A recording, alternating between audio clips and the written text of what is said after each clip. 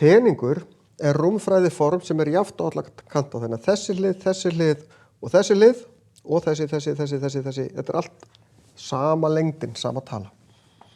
Rúmmálið og það spurt yfirborðsflatarmálið hérna. Rúmmálið 125 rúmsentimetrar.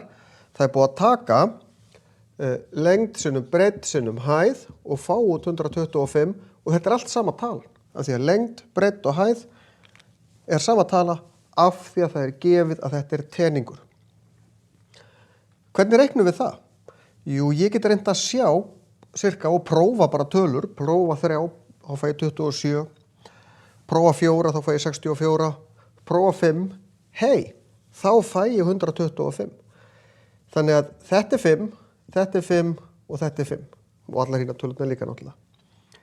Það reikni aðgerð á vatnsreikninu sem getur gert þetta, þá ger ég þriðjurót af 125 og ég fæ út 5. Já, yfirborðsflatarmálið, þá veit ég að hver hlið 5 sinnum 5, en hvað eru margar hliðar á teningi? Jú, 1, 2, 3, 4, 5, 6, sinnum 6. 5 sinnum 5 25, sinnum 6, yfirborðsflatarmálið 150 sentimetra. Rúmmál í þriðja, flatarmál í öðru. Þannig að svona reiknum við þetta. Get slegin í vasareikni, þriðjurótin af þessu, þá fá ég hliðalengdina, finn stærðin á einum fleti, finn hver hún og margfalda sinnum 6 því að þetta eru 6 jafnstóri fletir af því að þetta teningur.